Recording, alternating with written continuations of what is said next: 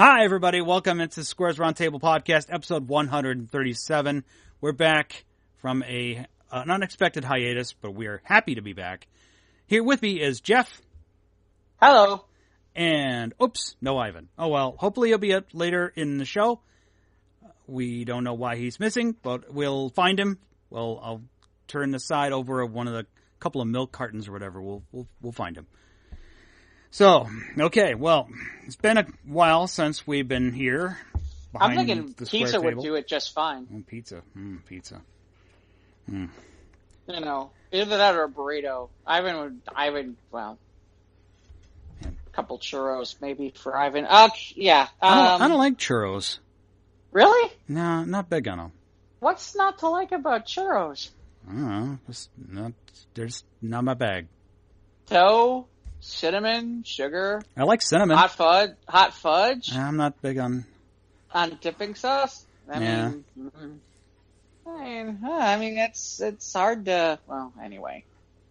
Well, so how have you been, Jeff? I'm doing all right. Getting good grades. The future's so bright. I gotta wear shades. I think. Good grades. I don't know. I don't know. It was a test. I didn't know either. I don't know why I'm quoting 80 songs at the moment, but yeah, there you go. But yeah, no, it's been, since, it figures we take a little immediate hiatus, and then like all of like the geek news, nerd news just blows up. I think we're going to forego normal format and we'll just jump right into news, seeing as Ivan is absent currently. So yeah, can I start here? Because I think this is really, really interesting, and I would love your take on it. Okay. So Amazon is going to play host to a G.I. Joe TV series. Huh. Okay. Which is interesting. The reason I think it's interesting is, correct me if I'm wrong, where is Transformers these days? Isn't that with isn't that with Universal? Is that that's with Paramount. Is it Paramount? Yeah, I think they were. Yeah, I remember the live action movies were all Paramount. Oh, are they? Okay. See, that's what I thought was interesting, because we're talking, you're talking about Hasbro, and up until recently, I feel like a lot of their properties have been with Paramount, and it's funny because here's the reason that's even more interesting. Is Paramount just launched their streaming services, and they've got a few things we can talk about that. But I thought it was interesting because the most interesting part is one, wow, glad to see G.I. Joe back.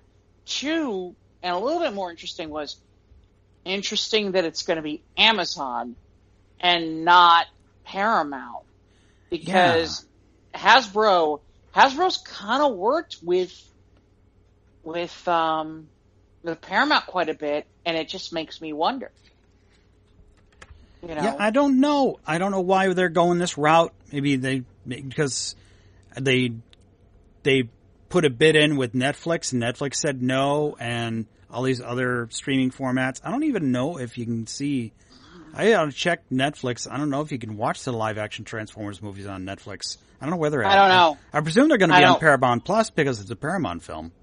Right. I would assume so too. It makes me wonder too, because, I wonder if, the other thing with all that is, and I haven't read it fully, I'll admit it, with all the Paramount stuff, because there's some interesting announcements with the Paramount stuff, like they're going to reboot Frasier, and then it looks like there's going to be a new Beavis and Butthead movie that's going to go exclusive. I was wondering why they were in the Super Bowl ad. Well, that answers that question.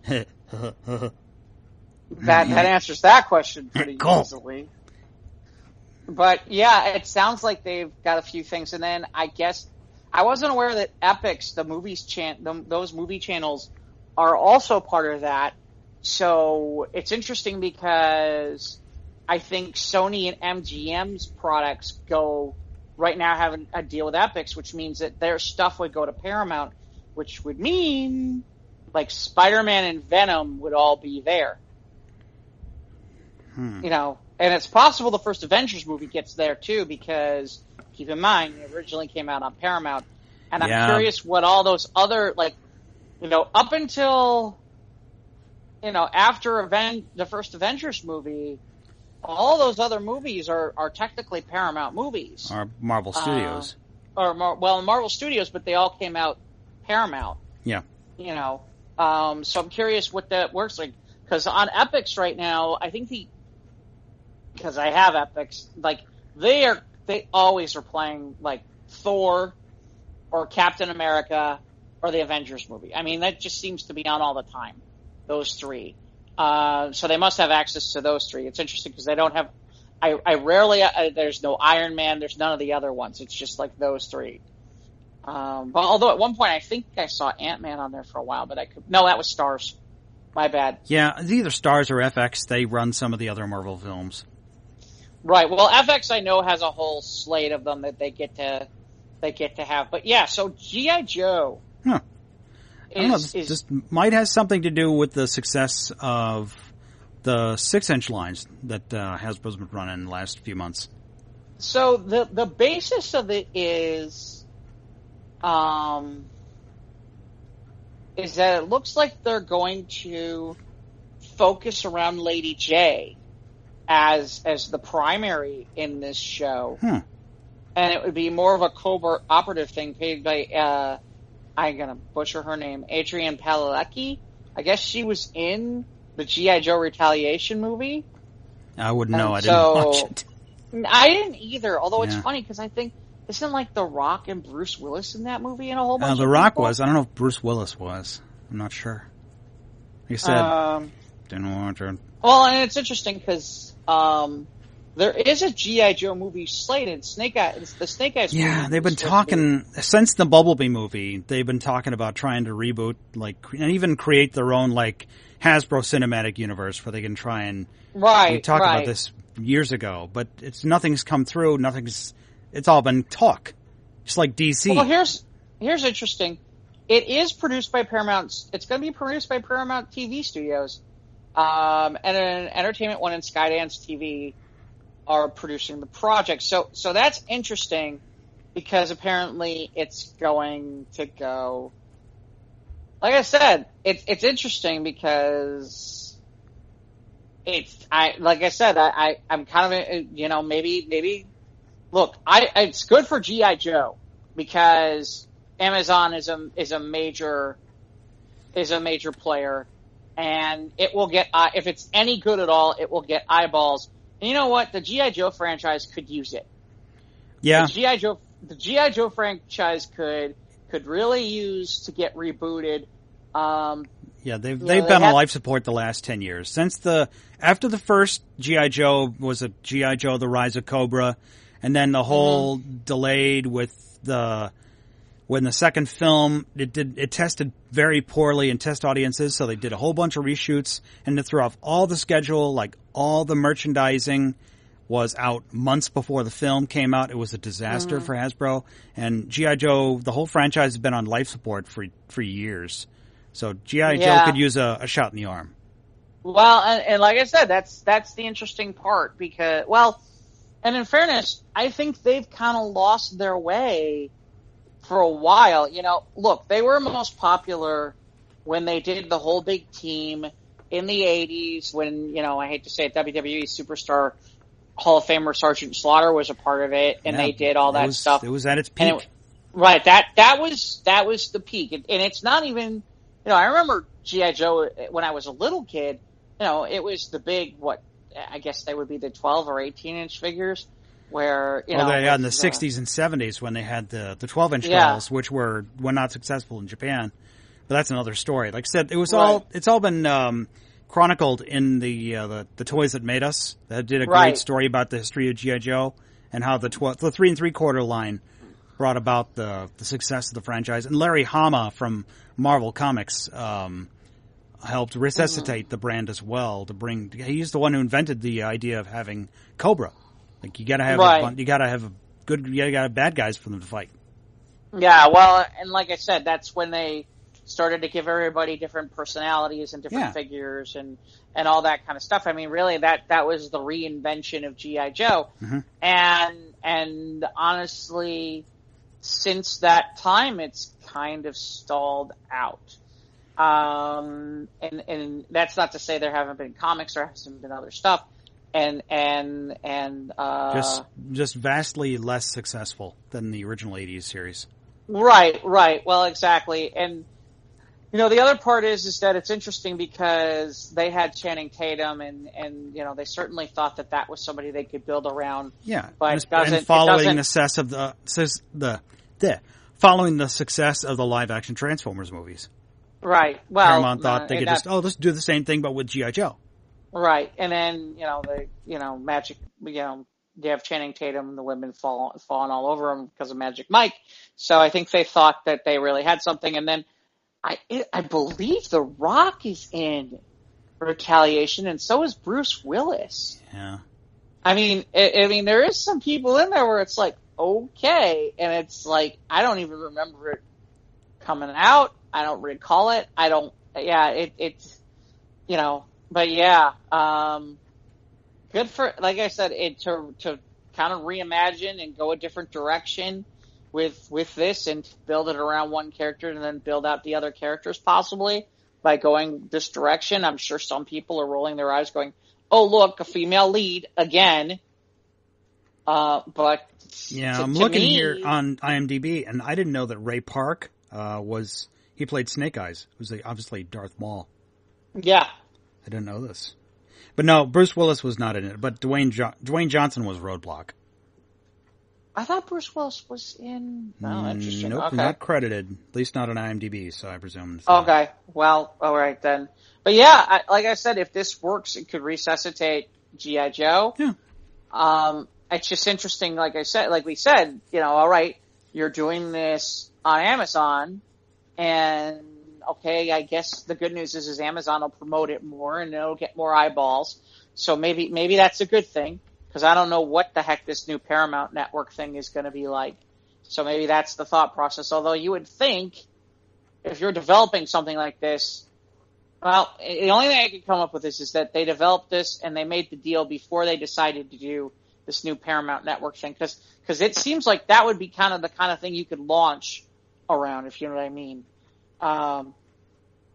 As long as we're talking about Hasbro for a second, I do want to go a different direction, which is apparently Wizards of the Coast has a little bit of news out there. This was out there that it seems as though their numbers are really, really solid.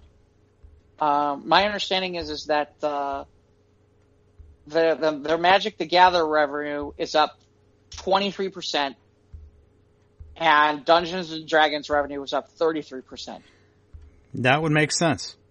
And the sales for Wizards of the Coast and the digital gaming segment as a whole were up 19%, from 61 million to about 906. So my understanding is that, yeah, I mean, we've talked about this before, and there's a Dungeons and Dragons movie that they're trying to put out. I'm hearing all kinds of stuff about people, with all this stuff with Dungeons and Dragons. I'm a little surprised about the Magic numbers because I haven't heard as much about Magic lately. But that doesn't. I guess it shouldn't shock me. Yeah, there might be still some places that do like Magic tournaments, so long as they can keep your cards to yourself, so you can keep socially distanced. I know there's some shops that are still doing Magic tournaments here. Well, yeah, I didn't even think about that. I'm just thinking from a perspective. I mean, I know that's still a big thing, and it's still popular, but it's again, this is an example of where. Look, at one point in the 90s, the World Championships of Magic the Gathering were on ESPN2. And we're a far cry away from that, if you know what I mean. So to me, it's interesting to hear, given all of the mainstream talk about Dungeons and Dragons these days, that Magic's numbers were equally somewhat on the rise a little bit. So that's interesting. And that's good news for Hasbro, because, if they can, relaunch G.I. Joe and they can get that up and running for TV, and if they can figure out a way to capitalize on what they're doing with the gaming world from Wizards, that's good for them, you know. Yeah, and they could still sell. I mean, the problem, one of the big things with Hasbro is that they lost Toys R Us. And Toys R Us was a big portion of their buying share. I mean, they have Hasbro Pulse, and they can sell exclusives through their website. And then they also have, like, Amazon exclusives and Walmart exclusives, Target exclusives as well. But they can still sell dolls and toys and games through that. But the hardcore gamers, especially the success of Stranger Things, has brought and inspired, and then, of course, YouTubers, and renewed interest in Dungeons and Dragons, and Magic never went away. It's been here around for 20 years. Right, exactly. At least 20 years. God, 25 years, I think. I think since the early 90s, I think. Yeah. Yeah, it was, yeah. Anyway. Hold on. It's funny. It's funny because of the names that I have in my Rolodex of people, and that's an old school term now that I'm thinking about it. What's a Rolodex? God, you're so old. Ugh. Yeah. But my, actually, this is actually a pretty good story. So, Magic the Gathering is Wizards of the Coast, and then when they eventually, Wizards of the Coast went out and introduced in 1993. Yeah, that's what I thought. Yeah. And so basically, when Wizards of the Coast got hot with Magic, they went out and bought out TSR, which is Dungeons and Dragons, and they bought out. I remember for a short time, TSR had their own kind of card game they tried to do. Yeah, Spellfire. Spellfire. Yeah, I still have. I've got a freezer bag full of those cards somewhere, probably in the laundry room. It's funny. The freebie Gen Con card that they gave out to promote, that card was worth quite a bit because it's like a card that does rare shit. And there are still some circles that play that game, that Spellfire game. Although it's kind of rare, and it's funny. I think people would. There still might be a market for that card. And it's funny because I know some people who were like I was like, Spellfire card, who cares? Yeah, and card I know some games. People who like. Yeah. Well, look, at that time. Yeah, there was at that point in time, there was a gluttony of these card games, and it became a question of which ones were gonna. Yeah, which ones were going to hit and which ones weren't. We're going to be, here and gone in a year, a lot of them were. I thought, like, the Star Treks and the Star Warses would work a little bit better than they did. They didn't. No. I thought, Marvel and DC had some of those. And I think the DC one's still around. I could be wrong. But I can't remember if that... Actually, Marvel and DC, it's the same company. So I think that's still around. I don't know. I've been way out of the card world for a really long time. Anyway, the point being is, I'm going a long way to get there. God, I tell speakers not to do this, and I'm going every direction. But Wizards goes and buys TSR. And that includes, obviously, that they have the Gen Con Game Fair. And I see all this stuff about when they announce it and it's been taken over. And at the time I'm president of a group called Game Base 7, which at the time was producing like almost a third of the Gen Con Game Fair program. And it's a Sunday afternoon. On a whim, I'm like, all right. There's a phone number there for the press release. I'm like, all right, I'll call it and just leave a voicemail, and they'll call me back. Oh, no. I don't get voicemail. I get Peter Atkinson, the owner of Wizards of the Coast. Whoa. The number was a direct line for Peter Atkinson. And I'm like, he's like, hello? And I'm like, oh, my God. And he's like, what? And it was really funny because I said, well, I gotta be honest, I was I didn't expect this to be an actual, like, line that was yours. I expected I'd probably have to drop a voicemail. And he's like, you want to hang up and call back and you can leave a voicemail? Well, no, I have you. I have you. This is the first conversation I'm having with the owner of Gen Con and the owner of Wizards of the Coast. Is literally, like, this is the first 5 minutes of the conversation that's ridiculously awkward. And so we start talking, and I'm explaining who I am and what I do, and, you know, he hasn't been fully briefed about anything. I just happened to be proactive, and I was like, okay, I'll just leave it. Because, like I said, I was going to just leave a voicemail. And so, you know, we get off the phone, and I gotta be honest, I was like, that went poorly. I mean, that just went poorly. I mean, he didn't know who I was. He didn't know anything about this. I called, I expected voicemail, I get him, I totally feel like I botched it. I get a call about a week later from him, and he goes, okay, things have I've gotten a little bit more of a hang on things. I now understand who you are. Yeah, we need to talk. I'm like, oh, okay, good. I'm like, because my next words out of my mouth were, because I really thought I botched it after that last time you started laughing. He goes, no, you didn't. Let's just talk. So anyway, like I said, so yeah, Peter has gone on since he's doing, what is it, the Chadra thing? Or the Chadra thing? I think he's talking about doing TV and stuff with it too, where it's like his gaming world that he's created. And I think they're doing TV, but I don't know all the details on it. But yeah, he's since sold out to Hasbro, but you know, good for Magic that it's still doing the kind of numbers that it is, and you know, that's great. I'm a little more surprised about that because, like I said, I don't hear about that as much as like I hear about like practically half of Hollywood's getting together to play D&D these days. So, like, including like The Rock. So I'm like, okay, you know, so who knows? Yeah. What else? Well, we got, like I said, we've gone for 2 weeks, got tons of news. You got dropped on us this whole week. Those, I figured I'd go with the weirder stuff first, because the obvious stuff we can get to. Yeah.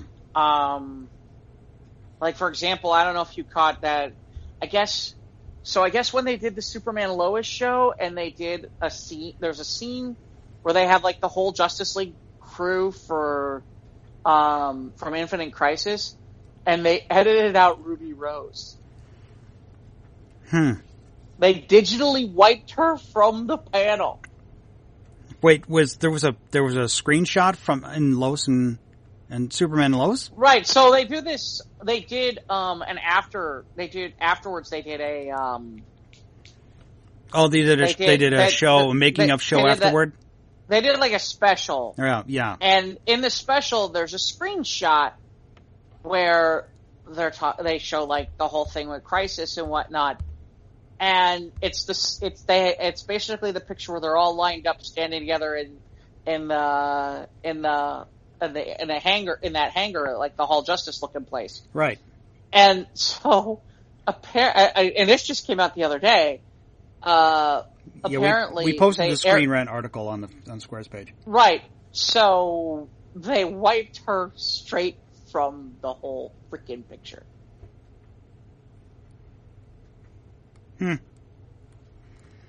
Maybe it's a contract thing. Maybe that's a possibility. If they had her, they'd had to pay her. Maybe that's a possibility. No one's 100% sure, so that definitely could be a possibility. And you may be dead on. It's just very strange, if you know what I mean? Because it's like, it's not like she's at the end either. She's like not second to like last on one of the sides, so it's like they literally had to like pull her out and then put everybody closer together again. And it's only for like a 2-second thing on like this show that they did for, you know, like this 30 minutes. And this was a big deal for CW. I mean, this was a lot of money they dumped into this special, this Crisis thing, and then only to have Ruby Rose leave and replace it with another actress who's not even replacing a character, it's just a new character. Yeah, I stopped watching, by the way. Yeah. I finally stopped watching. How many episodes in were you? 5. You went 5 episodes deep? No, I got 5 episodes deep, and the only rationale I can have as to why I would have stayed is I can't blame the actors for any of this. I think the actors are doing an admirable job. So it's just lackluster stories then? Well, they really basically, when Ruby Rose left, they should have done one of two things. They should have either packed up ship and said, okay, we're done. And and that's it. Okay. Or they should have just replaced somebody with Ruby Rose. Right. Second Darren. Right. Yeah, they should have gone that route. Yeah. Instead, they decided to go an entirely different route. And that's fun. And here's the thing. I might have been okay with that, except for the fact that it's like 5 episodes in, they're still talking about Kate Kane and the mystery of what happened to Kate Kane. And it's like, just wrap it up and move on. Right. Go on to your I'm confused. Why is this still a story if she's not on the show? Are you planning on replacing her for season 3 and having her show back up? What's the plan here? Yeah. Is that the plan? Is that you basically have decided you're going to replace her in season 3 with an entirely different actress? Because, actress, same thing. But, obviously, hey, look, you could get away with it now. There was a plane crash. Maybe she looks different than she did before. Okay, you could probably get away with that one. But it's too bad because there's certain parts of this whole new Batwoman that's kind of interesting. But unfortunately, it has to deal with all the history from season 1. And the history from season 1 doesn't seem to be going away. And a lot of the characters are still there from season 1. Well, they're under contract. Forward. I mean, they wrote these stories, right. So it seems like they're just kind of working around these stories. They've had to rewrite these stories so they can still have some existing plot lines from that they had drafted in when they wrote season 1. Oh, whatever. Like, okay. So that's too bad. Well, like I said, it's okay. Here's Batwoman's Scooby Gang. Okay, well now you have an entirely different Batwoman. Who, by the way, has nothing that connects any of them with this person. Great. How do you plan on putting them all together? And it's like, it's a whole lot of shoehorning. And then every so often, the girl who plays Ryan, who's the new Batwoman, every so often, all of a sudden, there's like a monologue or there's something where it's like, I feel like it's a bunch of white writers trying to write for a black person to remind us that she's black. And it's like, so yeah, I mean, the only the real star of that show is whoever the woman is who's playing Alice on that show. She's very good. And it's unfortunate because, yeah, I just can't do it. I can't do it anymore. And I like, I've given it, I'm sorry. The only other good thing on that show, ironically, is Rachel Maddow, who's doing like the voice of like this radio host who's like, talk to me, Gotham. Okay. And she's good. Although a lot of people already were turned off because it's Rachel Maddow and, that kind of thing. Yeah. But yeah. Well, that's too bad. But speaking of CW, we did have a new Superman. Yeah. That was cool. Did you see it? Yes, I did watch it. Okay. What's your take? I liked it. Want to see where it goes. It's got a little bit of that Dawson's Creek in it, but yep. It's for the feels because they got to explain all the talking. But the effect shots were good, and I'll watch for a while, see where it goes. Hopefully, and everyone's like, "Oh, it's going to be Smallville, the next generation. We're stuck in Kansas, nothing metropolis." No. It's like, dude, just watch it. I'm not as bothered by that part. I will say that I'm curious it's interesting because the show is called Superman Lois. I'm really at this point feeling like Really, they should have said Superman Lois and sons or kids or something, because it's really clear that it's like it's going to be a lot about those kids, right? And we're going to spend time at the high school. There's no question of that, and I'm not against any of that either. No. It's just one of those where it's like there is a part of me where I'm like, can't we just have a fucking Superman and Lois? I mean, I'm okay with Superman and Lois. Can't we just have Superman and Lois? And I'm not against the kids either. It's just, there is a part of me where it's like, there are people who are like, can't we just have freaking Superman? Why does it have to be this?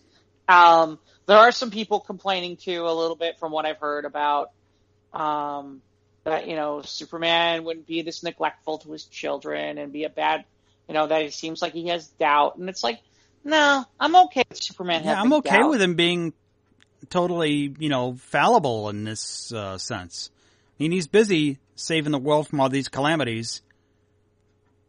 Like, I'm down with that aspect.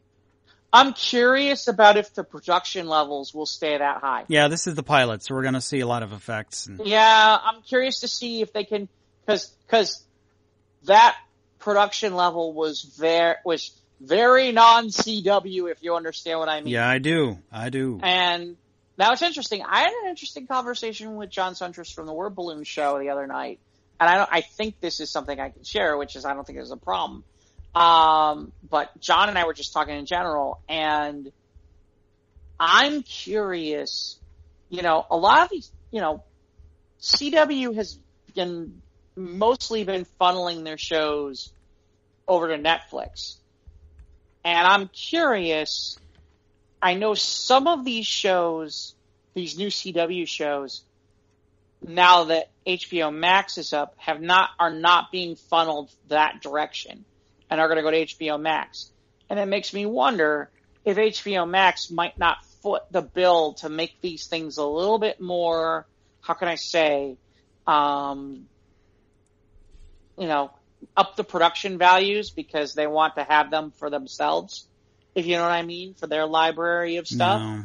No. So I'm curious to see if that doesn't help some of all of this. Yeah, but, well, they've got, and they know Netflix, they can get more people to watch it if it's on Netflix, and then to be taken, you know, just only be there for like 6 months to a year, and then eventually port it over to HBO Max. Well, I think that they've gotten to a point where their deal is, I think there's certain shows that at this point are no longer going that direction. I just don't know what shows they are or aren't. That instead are going to be heading over to HBO Max, but I don't quote me on which shows those are or aren't at this point. And but I'm assuming the current shows that have been there before HBO Max, they knew HBO Max was going to happen, like shows like, you know, The Flash, All American, Riverdale. I don't know about Nancy Drew. I don't know about that, but to the point, yeah, I'm curious. We already have seen that it looks like we're going to have 2 villains to the show. I'm a little bit curious who Captain Luthor is, and where we're going with that. But I'm not. I can wait a little while. I had before the reveal at the end of the episode. I was hoping it had tied into to Krypton. I thought, it's funny you say that. Yeah. I thought about that too. I was hoping for that. I thought about that too. Like it could have been a Zod, Yeah, that kind of move, but I figure there's that'd be, how can I say, that'd be a very, very obscure move for a CW show. So I don't think they'd go down that road, but I thought about it. I had the same reaction you did, was I was kind of like, boy, wouldn't it be interesting if this was Zod from Krypton? But apparently not. That show went before its time. It had its problems with budget and story and dragging, but there were some great things in it that they could have done some cool shit with. Yeah, the problem at this point is, the sad part is that timing was bad. And when I say timing was bad, timing is bad in the fact that show, you had people interested in that show. Unfortunately, that was a show on Sci-Fi. And I just wonder if things had been more figured out with DC Universe and HBO Max, if that had happened like now, I think that show takes a new life at HBO Max as its own entity, and I think that show survives. Yeah, I give it 4 out of 5 yeah-mans. Yeah, I think that there's, like I said, there's, it looks like we've got 2 villains. That obviously Morgan Edge is going to be one. And it seems like that's the direction Lois is going to take for most of the show in terms of that. And then the second villain is whatever this Captain Luthor thing is. And then I'm curious to see where this all goes, because certainly everyone in the comics, Jonathan has the powers. Then again, Jordan doesn't. I don't think Jordan exists in the comics. So it's interesting that they gave the powers to not to Jonathan, at least for now. I know there's some people who have this nervous feeling, like, okay, since he hates Superman, is he eventually going to turn into the bad guy because he's the bad kid? And I don't think so. I don't think they'll go down that road. I think there's too much, I hate to say it, I think there's too much cancel culture to pull that off, especially with a kid who has anxiety and all that stuff like that. I think that the social anxiety thing. Yeah. You can't run that train anymore. That train runs you off a cliff and runs you off TV. Mm-hmm. So yeah. But yeah, it was still good. I liked it, and I just couldn't see. I could not. By the end of the episode, I could not see Frodo. Yeah. The hair. Yeah, you pointed that out to me. The hair. That Jordan looks like Frodo, and now I'm going to have to be stuck trying to make sure that I'm not looking at him going, "Oh, Frodo! We should never go into the Shire." Yeah. With this ring, the Fellowship of the... Yeah. I am curious to see, too, though, how this is going to work with Lois, because, obviously Clark was fired. Yeah, that all happened. It's like Clark... His mother died, and he was fired within like an hour. Like, I know they had to set up the prologue, but yeah. Well, I think it's interesting because Lois wasn't fired. Lois wasn't fired from the planet, so it's going to be interesting to see how this plays out in terms of is she working from Smallville? Yeah, is she commuting? How is that?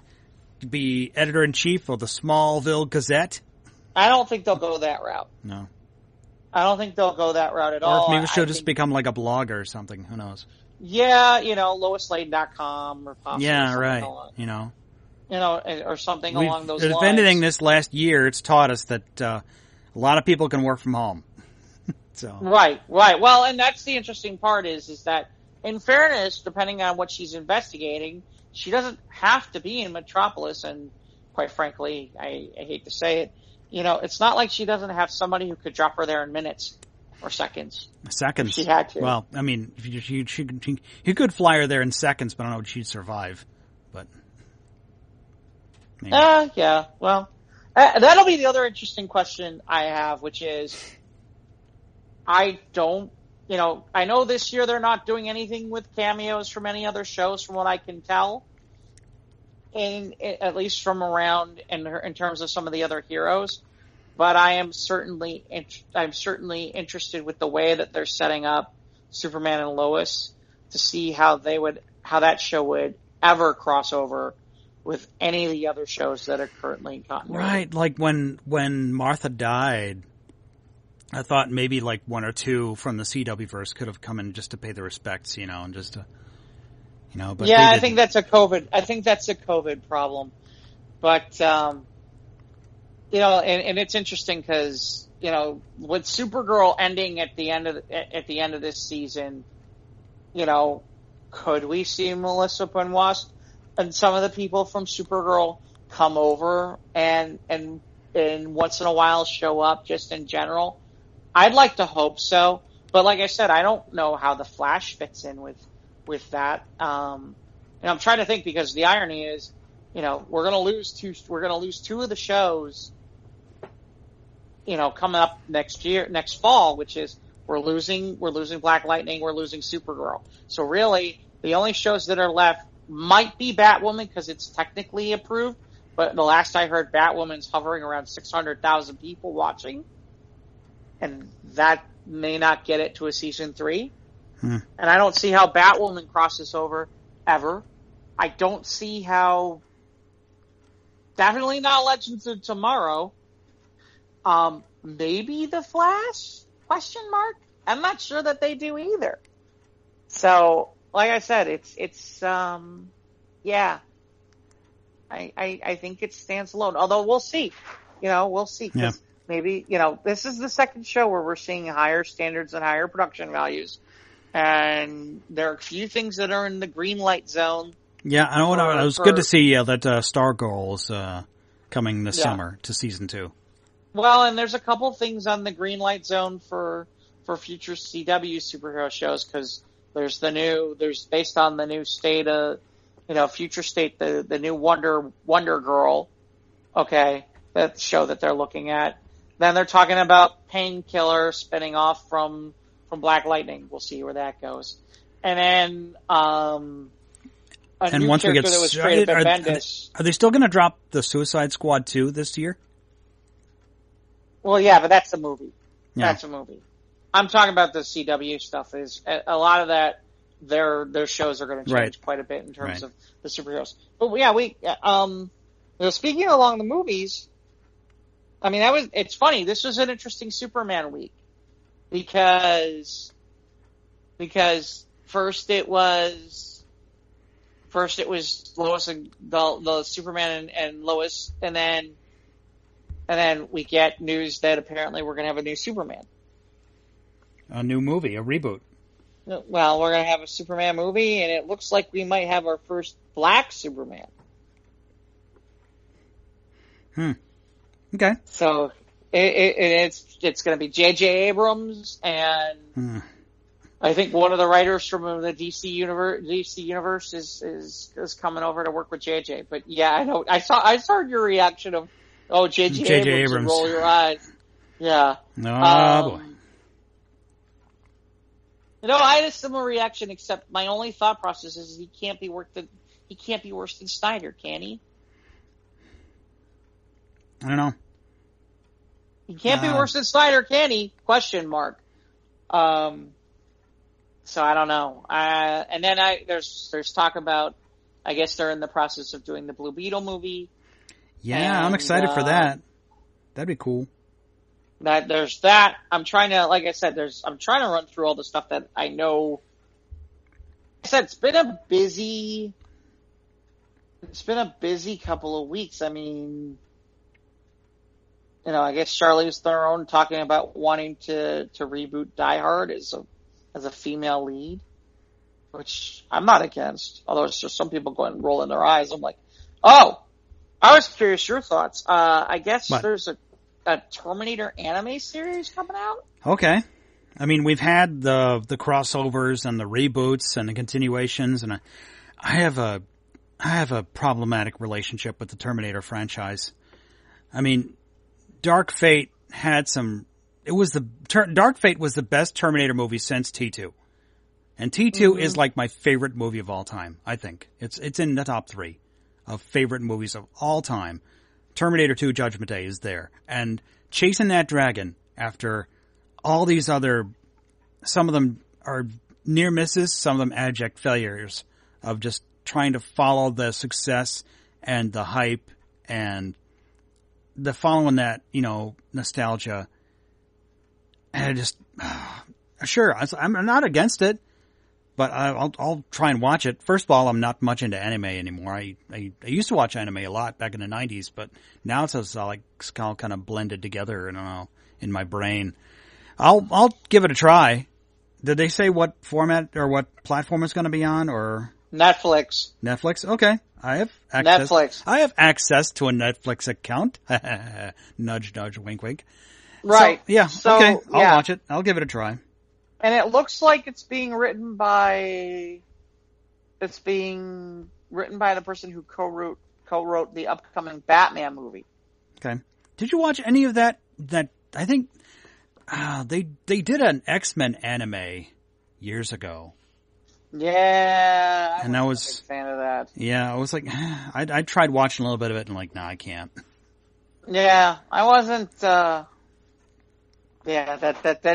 tried it. I was not a fan. I know there's a Batman one. I haven't really watched that either. Yeah, I'm kind of that. The Batman. Christian Bale.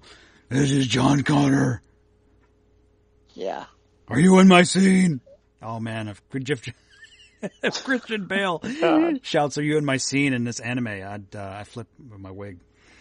So yeah, sure, I'll give it a try because Terminator. I love the Terminator franchise, but I'm just like, it just nothing beats that. It's like they just, I don't know, they tried to reinvent it so many times or continue it, and it just doesn't work. But parts of, like I said, Dark Fate was really good. Parts of it are great, and then it just, the first two were just like, it's trying to catch that lightning in a bottle. That's all it is now. Yeah. Well, like I said, I thought, knowing you how much you love the Terminator franchise, it was just something to look at. Cause, yeah, I'll give it a shot.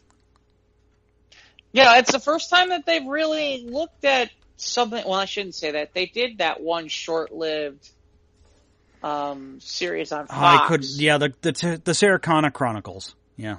Yeah, with Brian Austin Green. Yeah, I didn't watch that because no Arnold. So. Well, I heard it was good. In fairness, yeah. I just don't remember I can't remember what the problem was why it didn't last or what happened. And it was a Fox show, so I mean, all the shows, like 99% of all the shows on the fledgling Fox network, didn't last very long. Yeah, at the time. Yeah, because it was still really that frame at that moment. Yeah. But yeah, like I said, there have been, they haven't really tried to move the Terminator franchise into animation or television as much as I thought they probably could have in all this time. And, the interesting part about that is that, Arnold Schwarzenegger is getting old. Yeah. And here's a way that if you want to continue anything having to do with the Terminator and have Arnold Schwarzenegger involved, that's one way to deal with that problem. How old is he? Hold on, check. Hey Siri, how old is Arnold Schwarzenegger? Arnold Schwarzenegger is 73 years old. Oh my God. Jeez. Yeah. He could still kick our ass. Yeah, he could still kick my ass. Yeah. That's it. It's a big. They watch the anime. He won't miss. Yeah. I'll be in a sailor suit. Yeah. I'll be late for class. All the Japanese schoolgirls running after the Terminator, chasing them down. Send him after Ivan. I'll be eating ramen. Yeah, man. Oh God. Okay. Well. What else? Kevin Feige talked. Yeah, Kevin Feige talked this week. So when Feige talks, we all have to listen for obvious reasons. But any interesting thoughts on the takeaway? Did you check any of that out? Or yeah, there's an article from the Hollywood Reporter. I did not watch. There's a video attached to this. I didn't watch the video either. No, but because they're everyone's waiting to finish WandaVision. I think is the finale is this week, right? It's only 9 episodes. Yep. So yes, this week, and then a year from now we get the Doctor Strange sequel. Yeah, I had something interesting occur when and it was funny. I really felt like I hadn't spoiled anything because, it's been out there that she's going to be a part of that movie. Yeah. And it's supposedly she's supposed to be like apprenticing with him.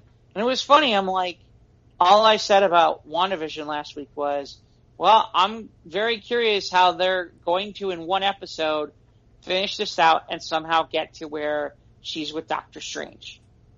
And I immediately got some reactions of, well, gee, thanks for the spoilers. It's like, Well, been it was out there for a while. Somewhat common knowledge. They weren't trying to hide this information. Right. And the fact that they're both, she's like, kind of does the magic thing. Well, it's not even that. It's like, it's been out. We're not talking about like it's been out there for like a month or 2 months. It's been out here for like a year. Yeah, since the pandemic started, we knew that Doctor Strange 2 was going to involve Wanda. Yeah, as a matter of fact, we knew it when they announced all the different shows. They even talked about at that time that she was going to be in it. But again, I hate to say that big show dump they did in November? Yeah, when they talked. Well, not that the one before. Oh yeah, was that yeah. Okay. For all the stuff that's coming out now. Yeah. Okay. Like the one about WandaVision and all that stuff.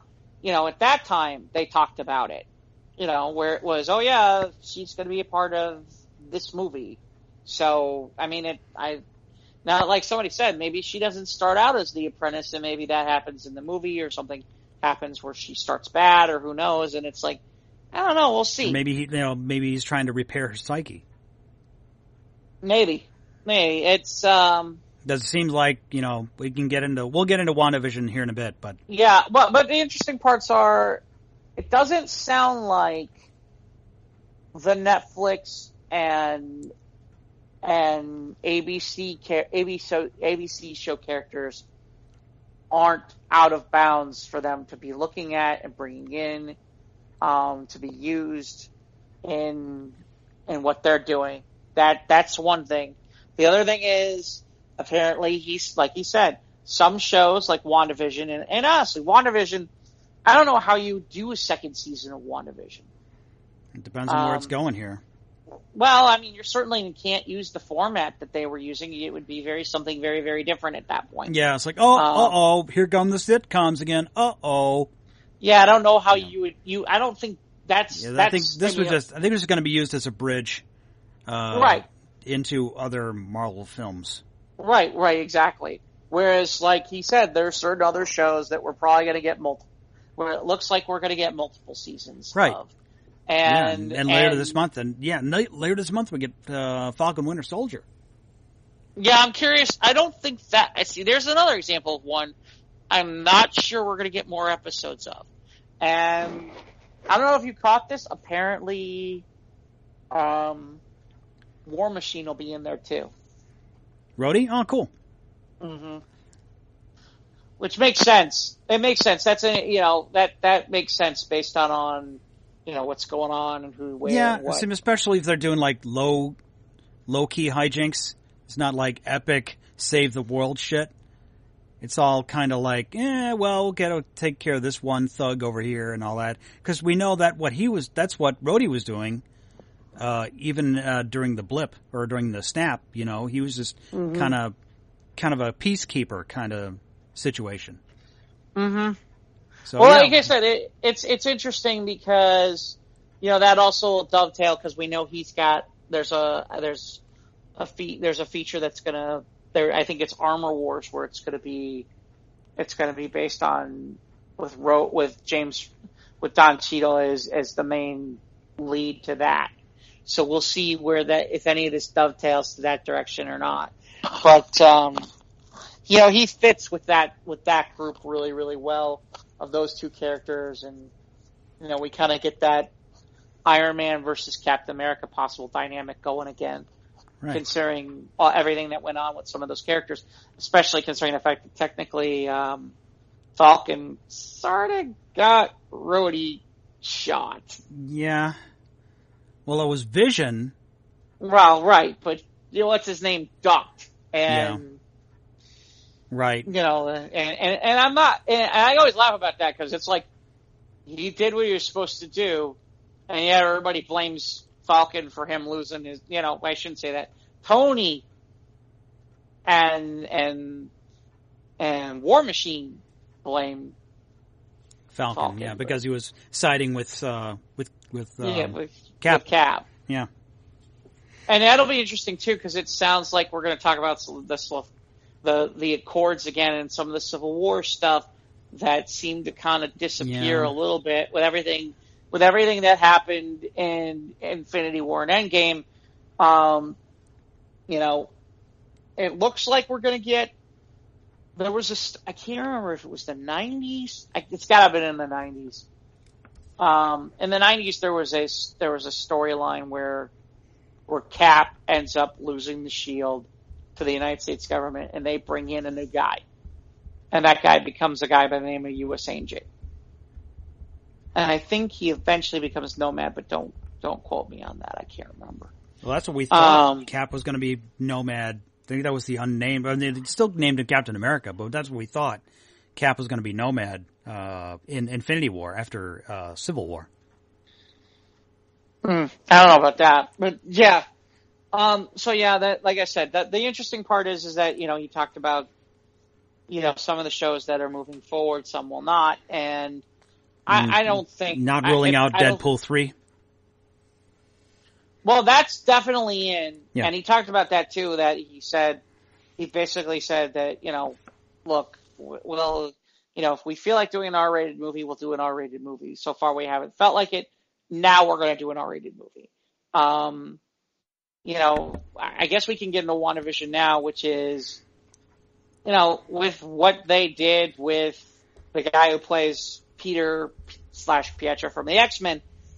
I get what they did and why they did it and what they were doing, but I'm kind of like, man, you really missed an opportunity to open a door. That's what everyone thought it was. Yeah, you really missed an opportunity to open a door. But then, yeah, and you could have done this. You could have done this, you know. Yeah, Agatha kind of explained it away, like, yeah, he's not your brother. Yeah, although it's interesting. Yeah. It's interesting because she doesn't fully explain it away as to why she picked him to look like that. Yeah. But he still imbued him with powers and gave him his memories. Or at least his version or her version of his memories. Right. So why would she think that's what he looks like? Right. You know, that's so yeah, so basically, you know, we've got 2 weeks where we've gone through and people are still talking about the Agatha theme song. I'm curious your take on these 2 episodes. We'll see. 7 was that's when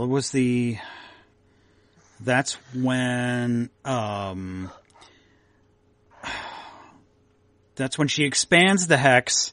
I forget, but episode 7 was a while ago. We watched, you know, episode after she expands the hex. Yeah, and Vision's back to life, and he frees up Darcy, who is a escape artist in the circus land that she created out of all the poor souls that were the sword agents, become all circus performers, and then we realized that then it was the spooky Halloween special. That was episode 6, but anyway, yeah. So they're trying to make their way back, and Monica makes her way in. She passes through the hex the 3rd time, and she's got some kind of powers. We're not sure yet. Mm-hmm. And she confronts, goes back to the house, confronts Wanda, and Agnes stops her, and kind of like, and instantly becomes the woman screaming at cat meme. And I adore it. But yeah, then she finds her way. I forget how that happens, but yeah, that's right. Cause Agnes volunteers to watch the kids. Yes. So she goes back over to her house and makes her way down to the basement, which is all of a sudden it's like the last scene in Silence of the Lambs, the finale. And I was like, oops, this is not right. And all of a sudden we figured out that Agnes, with the Munsters-esque kind of theme song, that she's Agatha Harkness. Mm. And then episode 8 proceeds to be like a big recap of Wanda's arc. And just a reminder of the tremendous loss that she's experienced over the last few years. Well, and the other thing is that they explain away a question that is a question Like when I go like look up Agatha Harkness, my first reaction is, okay, she's supposed to look like an old lady. Well, okay, they're basically making it with the way that they've decided to work her origin, that with whatever power she has, that's what's keeping her young. So, they've gone a different direction than what's... Yeah, totally different direction from Agatha from the original comics. Uh-huh. That's true. Yeah. So... But we experience, she does the recap. She's like, how did you do that? How were you able to do all this stuff? And she's like, what do you mean? And so it kind of puts her through like her life story and we figure out why she is into sitcoms. It's how she and her brother learned English. Right. It was TV night for the family. And then she was still watching them while she was in prison. Well, not being in prison, but she gained her powers from Hydra. And it was from the Loki Pokey stick, which has the Mind Stone in it, which may be a reason why she's drawn to Vision, not just because her powers come from the Mind Stone. That's a big part of it. But I thought for a while, it's like, I forgot that whether it was the Tesseract or the Mind Stone that gave her powers. But that's how she and her brother got their soups. But then there's the touching scene, because it's after Age of Ultron, and she's sitting in a room grieving for the loss of her brother, and Vision passes through the wall, and they have a nice chat, and that's the beginning of their relationship, I guess you can say. Mm-hmm. It's basically right before Civil War, because that's the same time frame where basically they're upstate and all that stuff's going on. Right. It was after Ultron, because Tony's little headquarters in New York got smashed from that. That James Spader. Yeah, he was awesome, man. The Ultron had its problems, but I loved Ultron, especially this voice. It was cool, man. Anyway, so there's still it's funny. One of the best scenes in all the MCU. One of the top scenes in all the MCU to me still is the one where they're all trying to lift the hammer. Yeah, and that's like now in retrospect, now after Endgame, it's like, oh my goodness, was Steve faking it? Yeah, but that is one of the better scenes where it was great. The party, where he's like, that party scene is one of the better ones. Where it's like especially like the one where Stanley is like, hey man, we were in World War II, we could drink with you, and like he's like, Excelsior. Yeah, that's right. He's like dead. Yeah. You got carrying him out of there. Yeah. Yeah, he can't keep up with Thor. No. But like that part where what's his name is like Stark's like, all right, I'm gonna reintroduce Permanocta and all that, Yeah. And he goes and gets like the booster and he can't get it pulled and. Mm-hmm. And then you guys Rhodey to help him. Oh yeah, that's great. Yeah, no, that's good stuff. And so WandaVision ends with just more build-up.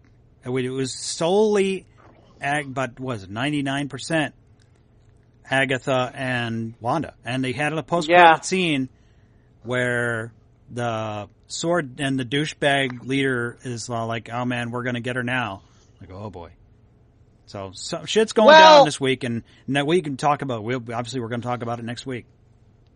Well, right, and there's a few other things, which is one is that we now have, apparently they've reanimated the actual body of Vision, and that white Vision is she comes back, and this is how the state it's in after 5 years. I mean, I'm surprised they didn't do more with it, but I mean, I know with like after the snap and half of everyone gone, so I guess they just shelved the project and left him on the table in pieces like that, or even they might not have started dissecting him until after everyone came back. Yeah, I don't know. Like I said, the only thing that's interesting to me is, that white Vision is seen in the West Coast Avengers comics back from the 80s and the early 90s. So, that's a homage to that. Yeah. I don't remember a lot about that version of Vision, but I guess we'll find out what the MCU version of that looks like. The other thing that's interesting to me is, go back to when the director plays the tape and shows everybody about what happens and how she goes and takes Vision out of the headquarters and all that stuff. And that, according to Wanda, that's not what happened. Yeah, she just created him right then and there in front of that house they were going to build. Right, but the point being is, so basically, according to her, none of what we saw in that video where she knocks open the doors, knocks a whole bunch of people around, goes in there, grabs the whole body, and leaves. Just carries out walks out with it. Was legit, which also begs the question: what's that guy up to? He's a Skrull. That's this conjecture. Maybe. It's easy to say. That's an easy answer. Because that they've got after with the post credit scene in Spider-Man Far From Home was Skrulls are still a thing. So. Well, I mean, the only thing I can say to that is that, there is a secret invasion thing coming down the road. Is that really where you want to... do you really want to set that guy? Well, I guess you could. I guess you could set up that guy to go that route. Yeah, but why would you say it just disappeared? Maybe that was...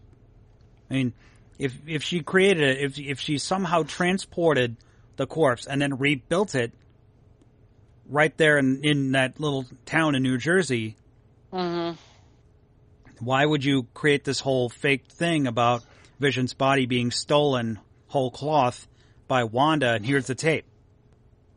So here's my theory that I'm going with. And again, this is just a theory. So we have... Sword has Vision's body, and they've reanimated it with Wanda's... imbued it with the power from Wanda. Which I imagine we'll see that somehow end up inside the Hex or whatnot. Okay? You have Vision, who Wanda created from whatever memories and Mind Stone power that she has, whole cloth. I have this feeling that somehow down the road those two things will... Those two visions will merge. And maybe. Or as far as we know... The real Vision can't leave the Hex, otherwise it'll be destroyed. He was trying to escape, but he was breaking apart. Right. Well, and that explains why he was breaking apart, because he's not real. Right. It's not vibranium. Maybe it's not, it's not the real Vision. Right. But, maybe. However, if that body happens to be there, and now that soul of Vision is put into him, voila, which is French for there it is. See. Yeah. Big premiere coming up, maybe by Thursday. Maybe we'll get the running time. But man, I posted that meme. I posted a picture because Kevin Feige said the last 3 episodes would be mirror, and I found that's that Maury picture saying that was a lie. That Maury meme. Yeah. So yeah, we got 30. I think we got almost 30 episodes. 30 minute, because it's between the credits. There's 2 minutes of credits, and then there was a post credit scene, and then it's 5 additional minutes of just foreign dub or the foreign language credits. So it's misleading.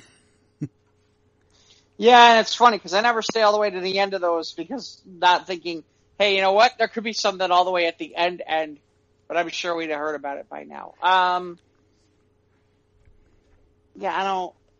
Like I said, it's good. I'm looking forward to it. It's been good so far. I know some people are we got to stick through it to the episode 4, then it starts to explain itself. Because I heard a lot of people be all "This is dumb. This is the sitcom bullshit. What's up with this?" Well, I have I'm not found the last 2 episodes as interesting or as fun as other people have. I'll be honest. I've been kind of like, okay, they're here for me, and like, okay, we're gonna have this. We're gonna do this is some of the direction we're gonna go, and I think there's some people who are very, very happy with Agatha Harkness as the villain. I gotta be honest, I'm not. Mm-hmm. I think I wanted a bigger name villain. I think I wanted a little bit more action. Again, that's just me, but I'm curious. I'm curious to basically if the only heroes that we're going to see in the end out of all of this, and I have a feeling this is how it's going to go, is the only heroes we're really going to see are Vision, Monica, obviously Wanda, and Darcy and Wu. That's it. I initially thought we might see Doctor Strange here at some point. I don't think we will. Never say never. Cumberbatch always down for a check. Yeah, I guess. I just don't see. I don't see it. Well, we got one more episode. We'll see what happens. Yeah, but I'm liking it. I'm not. It's not. I'm not. I suppose you could count this whole entity as like one Marvel film, as like kind of like a bridge. Because you could put like 9 episodes together. It's like 2.5, about 25, 30 minutes each. Yeah. But it's good. It's anything that involves like the world post snap. I'm fascinated with seeing how the MCU is going to go forward. And it was just it was about a week ago. It was almost 2 weeks ago when I found on my Facebook memories is I just started binging the MCU leading up to Endgame. I was doing 2 movies a week. And of course, past episodes of those reviews can be found on our backlog of Squares Roundtable podcast episodes. On my thoughts on any of those. But yeah, I'm thinking back, like maybe the MCU has peaked. And maybe it's not going to get it's going to be years before it gets as good as it was at Infinity War and Endgame. Yeah, I don't know if we'll get there. No, might be a while, but this is still good. I'm not hating any of this. Yeah. So. But yeah, again, it'll be interesting because, as we said at the time when they announced some of the movies, okay, I mean, some of the movies that they've announced are not movies where we're sitting there going, okay, those are characters I really, really want to see. The Eternals? Who? What? Like the Eternals and Shang-Chi. Although I have a buddy of mine who is all about the Shang-Chi thing, and I'm like, that's great. Good on him. I'm glad you loved him in the 70s. Wasn't around for much of the 80s and 90s, and even now for me. So that's, if that can revive the character, so be it. But yeah, I'm not as up on it as you are. And, but yeah, I mean, those aren't exactly marquee names. Then again, Guardians wasn't either, but it's different now. It is. In some ways. We'll see. I mean, maybe it'll be fine. I just thought, like I said, I thought it was interesting because a lot of those are movies where I'm like, okay, am I really interested in this movie? Could I wait? Especially now. Could I wait till after I get a shot? Could I wait till things get more calmed down? Do I really need to see this movie? And the like I said, the most interesting part to me about it is the stuff where I'm kind of like, ooh, I'd really like to see that. Are all of the Disney Plus shows. They're going to do a She-Hulk. Okay. I've always wanted to see a She-Hulk show. Basically, it should look kind of like Ally McBeal. Only with superheroes. And a little bit better. Moon Knight is certainly somebody who I'm looking forward to seeing what they do. Those are characters I'm interested in. Yeah. Well, the Miss Marvel, that might tie into Captain Marvel. Yep. And with Kamala Khan, I remember she was in that video game that just came out last year, that Avengers game that came out. But I'm looking forward to seeing that. Any of these, and then we didn't hear much more of this animated What If series. Now, it's interesting. I heard something interesting about that. Oh, really? Which is, do tell. Which is that there is one that got recorded by Chadwick Boseman.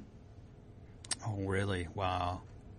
But it's interesting because apparently it's what if T'Challa was Star-Lord? So it's not him as T'Challa. If young T'Challa was taken by the Ravagers and sent to outer space. Apparently so, yeah. Wow. Instead of Peter Quill. But so that's in the can. And the What If series will be interesting because it's the first one that they're doing of an animated show that will be technically sort of canon and not really. Because they'll be basing it on MCU stuff, not Marvel. But, if you don't mind, I'll mention a couple things I got a chance to see over the weekend. Sure. Go ahead. I did sit down and, yes, I watched the Tom and Jerry movie. Oh, really? How did that go? For what it was good. I think I expected, it was interesting because I expected it to be kind of like... Was it like Alvin and Chipmunks, kind of like the Smurfs, kind of live action? Well, so it's interesting because as you saw in the trailers, Tom and Jerry are animated. Everybody else is a person. Right. And I thought that they'd play more off of that, like that they popped in from another dimension or some weird stuff like that. They don't really do that at all. Basically, the way they do it is kind of along the lines of, like, all the animals that live on that Earth are animated, and all the humans are not. Okay. Which I thought was interesting and kind of strange, but okay, sure, why not? I thought it was interesting. Like I said, I just thought it plays out like one big, gigantic Tom and Jerry cartoon. It's the best way I can put it. And I thought there'd be more to it. That's not to say that it's not well acted and there are people who are worthwhile. Well, what was the premise of the film? It was just like these two animals, they're running around the city and then they befriend a human and then they live together, or what? So basically the long and the short of it is that they're in the city, they both end up in the city and they're looking for ways to stay warm or find a place for themselves. And Jerry ends up basically like wandering into this hotel and decides to take up residence. And the, what's her name? The girl from, is it Wanted? No, not Wanted.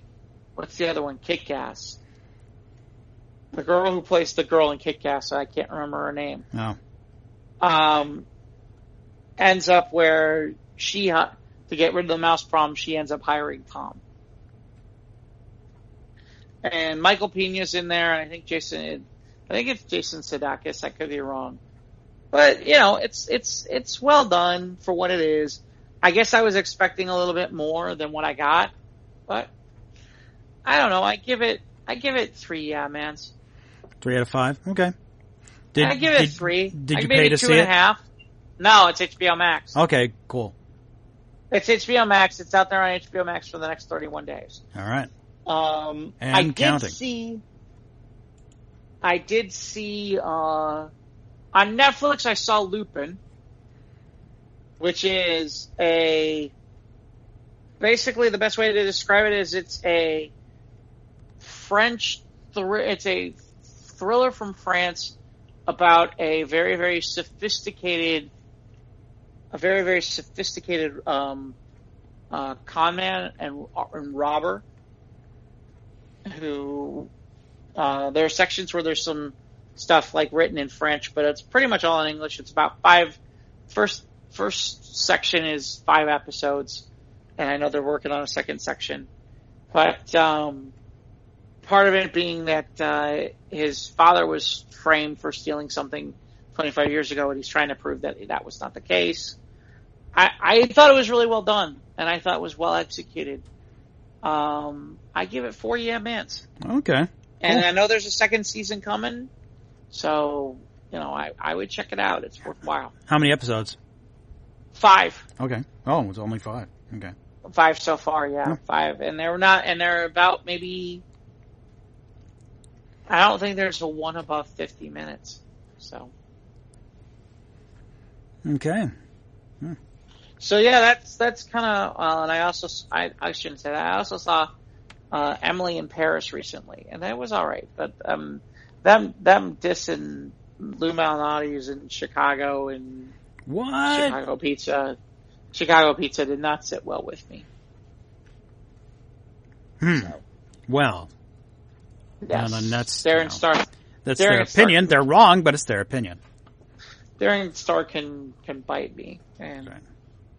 How about you? I saw you were doing. I think I saw you do some game nights. Yeah, we had a game night. We had the Vikings Gone Wild. We used the Ragnarok expansion. It's a fun game. It's more or less another deck building game, but you have to build gotta build your breweries and you gotta build your mines so you can get gold and beer because that's your currency in the game. Bars of gold and barrels of beer. That's your currency. And you use them to acquire fighters to build your deck so you can fight better monsters. And yeah, it was fun. I love this game. It's fun. It's a deck building game, but it has more dynamics to it. More like spell. Kind of like what's that other one we usually play is Thunderstone Quest. That's another kind of deck building game where you have other pieces and you've got an actual board to move around and such. But yeah, the game is made in Poland, and a lot of the instructions are still not well translated. It's like one or two rules. I'm like, wait a minute, how does this work? It's and there's some inconsistencies in the rules because the game's instruction was not very well translated. But initially was kickstarted, but then the game was available eventually to mass market at stores.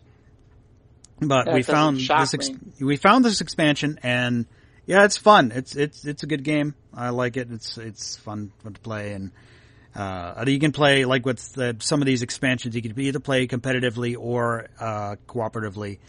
But this one was fun. What else been doing? Well, obviously, had to help a friend. He's not doing very well, so I'm helping. I'm being there for emotional support. We watched Superman Lois. Yeah, I say Superman Lois. It was good. Doing good with my diet. Since Ash Wednesday, I've started a little bit of a diet, and I'm doing real good. Staying off the sugar water. That's my thing. That's my vice. Is the Pepsi? It's the I'm down to 8 ounces of 7-Up per day. I have it with dinner, and that's all the carbonated soda I get. So, and it's 80, 90 calories or whatever. But my problem now is that the Girl Scout cookies are out. So that's another challenge. But I'm doing pretty well with this diet. Found a podcast. It's only going to be 6 parts. But it's called The A to Z of Phil Collins, and it's pretty much an interview, but it's kind of stretched out, cut up into pieces, and they use each letter of the alphabet as one of his songs. Obviously, we're up to letter L because episode 3 dropped, so we're on letter L. So it's interesting, little historical facts about stuff he never talked about in his book, and other stuff, but it's mostly about Phil, not so much about Genesis, and that's interesting. But it was only they're short, only 18 minutes each, but they're dropping once a week. So, like I said, they're halfway through that, and with spring coming, I finally got the Christmas down off the house because right after Christmas, New Year's, we got that snow and it stayed, and so so now we've got this thaw because we've gone from in 10 days we've gone from 0 degrees to 50 degrees. Which is not complaining. But the thaw has caused some standing water, but that's not an issue for me, though. But it's nice. We finally got the Christmas off the house. So, done with looking at Christmas as they pulled in the driveway. Mm-hmm. And, of course, getting ready for spring. So, That's what the hardware store is getting ready for spring. Getting put away all this. We sold all the snowblowers. We couldn't get any more if we tried because all the factories are making lawnmowers now. But we sold quite a bit. We had a good January, February. Because like I said, we like this calamitous weather. That's what us hardware stores like. It's nice though when we're having food trucks now in the parking lot on Saturdays on the weekends. We haven't done this before, but now we're doing this. So this is cool. It's a good new thing. Helps bring people into the store. It's been good. Other than that, no, that's been it. Now we're into March, and so, and I got another convention canceled on me, so that sucks. Like, this is the year. We're not able to get guests yet anywhere, and we're just not sure because not as many people are vaccinated yet. So this year's going to be another wash in the convention realm. So at least in the mass convention, we're not going to see SDCC probably not for a couple of years now.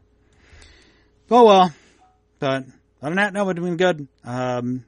Just keep on keeping on. What else? Other news we didn't cover. Bad Batch. The thing is, I never watched Clone Wars. I've been meaning to since I saw the Ahsoka episode of The Mandalorian. I'm thinking about going back to try and watch a few episodes of Clone Wars. But man, But anyway, there's this spin-off series that drops on May 4th because May the 4th be with you. And it's called The Bad Batch. And apparently there was a subplot, I guess in the final season of the Clone Wars, where they have this one squad of misfits, sort of like the Dirty Dozen of the clones in the Clone Wars of the Bad Batch. And that series is coming on Disney Plus, and I'm going to watch that from start to finish. I might go back and watch some key episodes of Clone Wars to acclimate myself, give me a little backstory. But other than that, no, what else? There's one, I guess Edgar Wright is directing a Running Man remake. They're still trying to keep Arnold's franchises alive. Yeah. Of course, now most people might not know that The Running Man is based on a Stephen King novel. They don't. No, most people don't. It's another Arnold movie where he makes the funny quips and it's killing a bunch of bad dudes and it's just Arnold going bah. But yeah, I guess they what was it one they? I'm thinking of the Blade Runner that they had rebooted. But yeah, this is according to Deadline, I guess, that Edgar Wright will direct an adaptation of The Running Man because it won't be a remake of the film. So it's going to be more faithful to the book because obviously there were some liberties taken because of Arnold in the way his action hero bravado plays out. I guess it was different from how the film is. Yeah, they say in the article it states that the Arnold Schwarzenegger film is a very loose adaptation of the novel. So this will be more faithful to the book. So for all the people who read the book, congratulations, your movie's coming, and Arnold won't be in it. I don't know if I'll watch it. I mean, I liked Richard Dawson as the villain, as the game show host villain.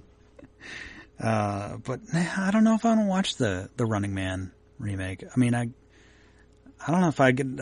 Maybe I'd watch it for free if the old one was still on TV. I was thinking all those stupid lines. Hey, follow me, light bulb. Hey, Christmas tree. So I think that's. What else? I don't know that we got anything. I think that's about. Coming to America 2's coming out. Oh yeah, and next week another South Park special. There we go. March 10th. I watched the South Park. Was it the quarantine special? I forget what they called it. The pandemic special. And so now we're getting the vaccination special next week. I forget where it's going to air. It's either on Disney Plus, not on Disney Plus, but on. I'm sure it'll be on Comedy Central because that's where I saw it initially. Yeah, it'll be on. It'll be on Comedy Central. The vaccination special out of March on, was it March 10th? So I will watch it. It'll be out in time for next week's episode, but meh. Any other news on your end? Not that I can think of at the moment. Mm-hmm. I think the only news is to where they can find us on different platforms. Yes, I suppose that is it. The show is available on your favorite podcast hosting platforms. Google, Apple, Spotify, Anchor. Of course, we're on Instagram and Twitter at SOTRT Podcast. We're on YouTube. Click the bell, subscribe. You know when you get new content. And of course, follow us on Facebook. You're going to get all these crazy stories with our coming show later in the week. News of the Squared. All our wacky news stories coming. Email us, sotrtpodcast@gmail.com. Ivan, shout out to Ivan. He couldn't be here for some reason. We'll find out why. We'll find him. I will find him! Like General Saad. He's on twitch.tv at Java and Ivan. Jeff is on Dynamite Productions, YouTube and Facebook. And me, I'm just here. I'm me. Yeah. I do have a couple things. Oh, what's that? What you got? That's right. You're doing the Clubhouse thing now. I do have I am moderating a Clubhouse panel on storytelling and how you can make that effective for Instagram with somebody else. And then Saturday, I am competing at the area level in the International Speech Contest, which is a round of the World Championship of Public Speaking in Toastmasters. And that'll happen Saturday morning. And so hopefully I'll have some good news by when we get back in the meantime. So, do have a couple of those things. Those are out there on my pages. You can find them and check them out. Yeah, man. We'll have to find out what's going on with Ivan. Right. Until then, see y'all next week. See you next time, I think is what I was trying to say. Yeah.